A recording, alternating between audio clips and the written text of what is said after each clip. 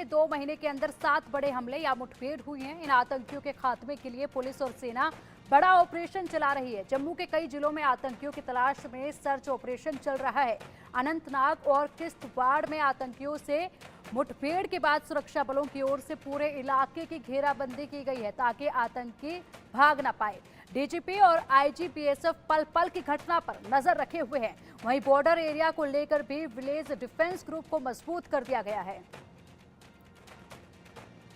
तो village area को भी मजबूत कर दिया गया है। जम्मू कश्मीर में 3 जगहों पर आतंकियों से मुठभेड़ हुई। उधमपुर किश्तवाड़ में आतंकियों से मुठभेड़ लगातार जारी है। अनंतनाग में भी सुरक्षा बलों और आतंकियों के बीच में मुठभेड़ की खबरें सामने आई।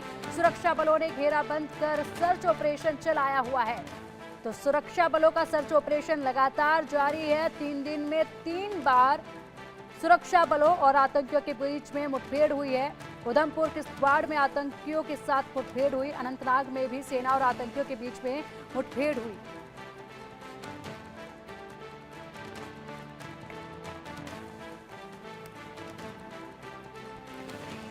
तो देखिए लगातार किस तरीके से आतंकियों के जो इरादे हैं वो यहाँ पर देखे जा सकते हैं। महज 2 दिन बाद 15 अगस्त है और ऐसे में चप्पे चप्पे पर सुरक्षा को पुख्ता करना भी बहुत ज़रूरी है। और जिस तरीके से लगातार मुठभेड़ की कोशिश हो रही है उसको लेकर भी आप देख सकते हैं कि यहाँ पर 3 दिन में महज 3 बारी में जो है आतंकियों की सुरक्षा बलों के साथ मुठभेड़ हुई है, जो कि अपने आप में काफ़ी सवाल खड़े करते हैं। क्योंकि देखिए विधानसभा चुनाव भी यहाँ पर करवाए जाने हैं और अभी इलेक्शन कमीशन भी यहाँ पर दौरा करके गया है। इलेक्शन कमीशन जब दौरा यहाँ पर करके गया उस वक्त भी यहाँ पर मुठभेड़ की खबरें जो हैं वो सामने आई थी और उसके बाद से ही उससे पहले से ही लगातार सर्च ऑपरेशन जो है वो चलाया जा रहा है।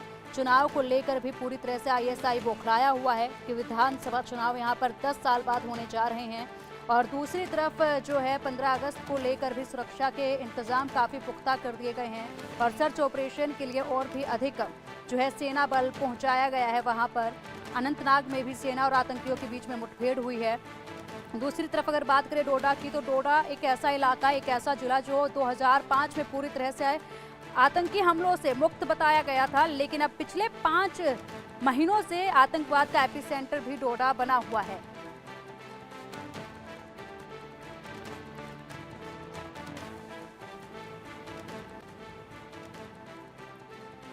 तो अनंतनाग में भी सेना और आतंकियों के बीच में मुठभेड़ हुई।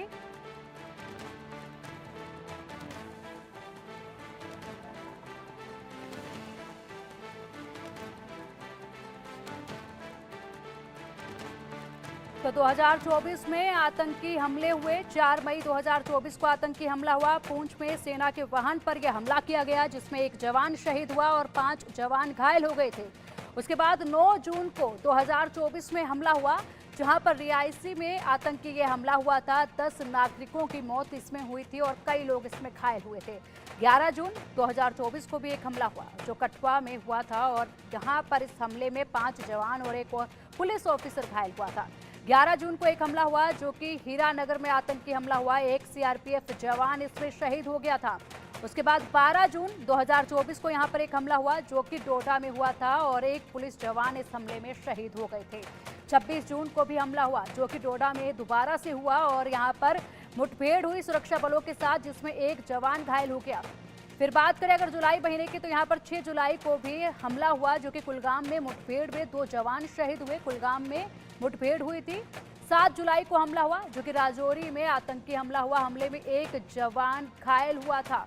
उसके बाद 8 जुलाई को फिर से कठुआ में हमला किया गया आतंकियों द्वारा और यहाँ पर 8 जुलाई को जो हमला हुआ उसमें 5 जवान शहीद हुए और 5 घायल हुए।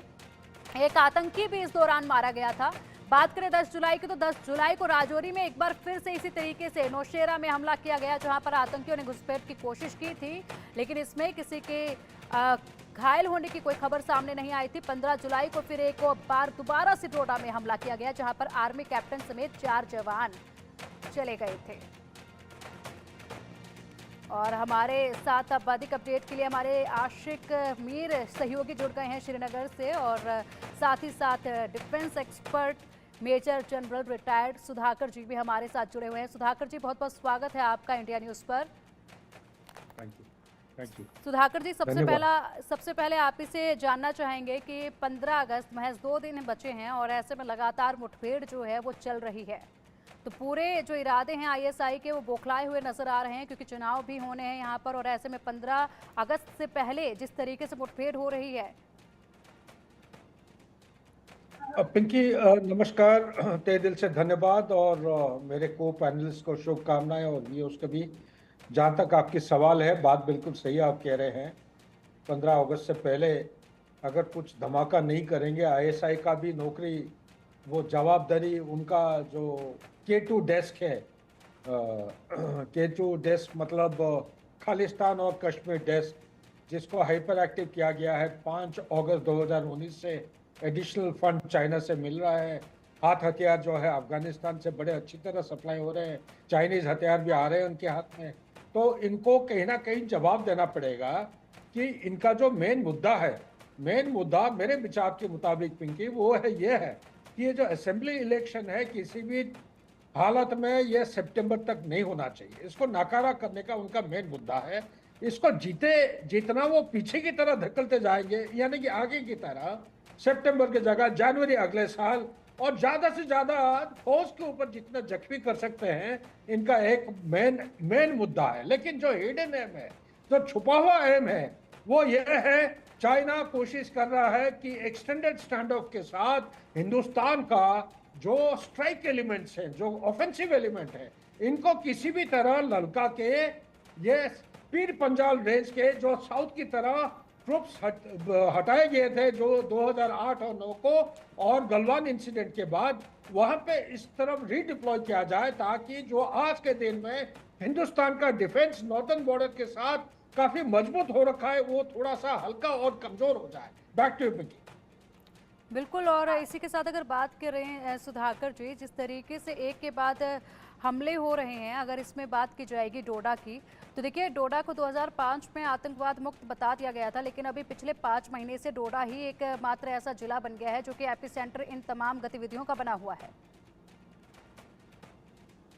अगर पिंकी ये सवाल आप मुझे से पूछ रहे हैं, बिल्कुल सही बात कह रहे हैं। मैं उस इलाका में ऑपरेट कर रखा हूँ, और एक वारवान वैली है, वारवान वैली, ये हथनी गली जो कोकरनाग से आते हैं, एक रास्ता है वारवान वैली के साथ ये जोड़ता है। वारवान वैली डोडा के साथ मिला हुआ है। इस तरह पूर्व की तरह किश्तवाड़ है, किश्तवाड़ हिमाचल के साथ कॉमन बॉर्डर है। ये इलाका बिल्कुल completely non volatile, non violent declare किया गया था।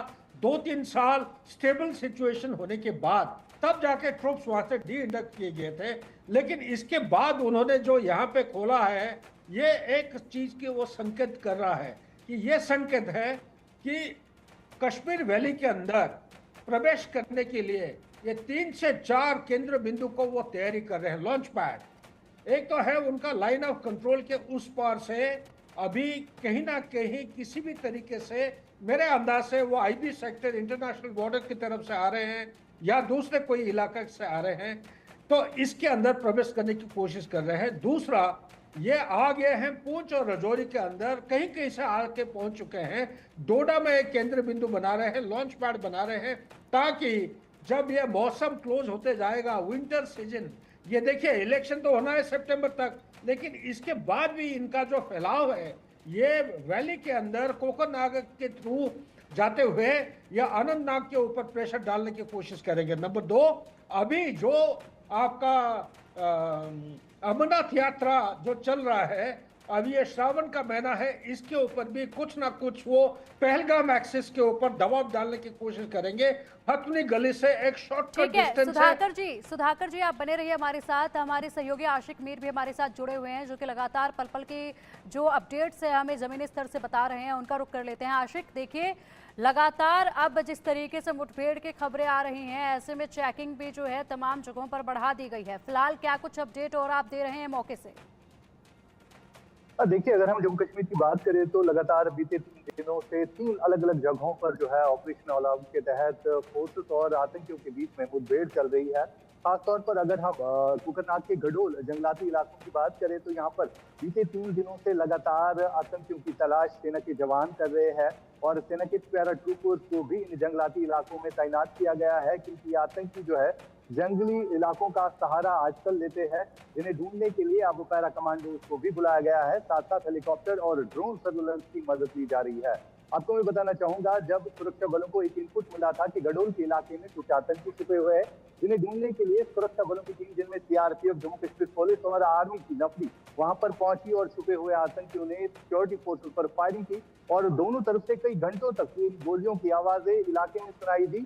और इनिशियली रिपोर्ट के मुताबिक सेना के कुछ जवान इसमें घायल भी हुए थे, जिन्हें आरसीएस अस्पताल श्रीनगर रेफर किया गया, लेकिन वहां पर उनकी जान चली गई। यानी कुल मिलाकर अगर देखा जाए तो इस ऑपरेशन में सेना ने 2 जवान जो है खोए हैं, जिनकी शहादत हुई है। साथ साथ एक आम शहरी की भी इसमें मौत वाक़ा हुई है। साथ साथ अगर मैं आपको ये भी बताऊं कि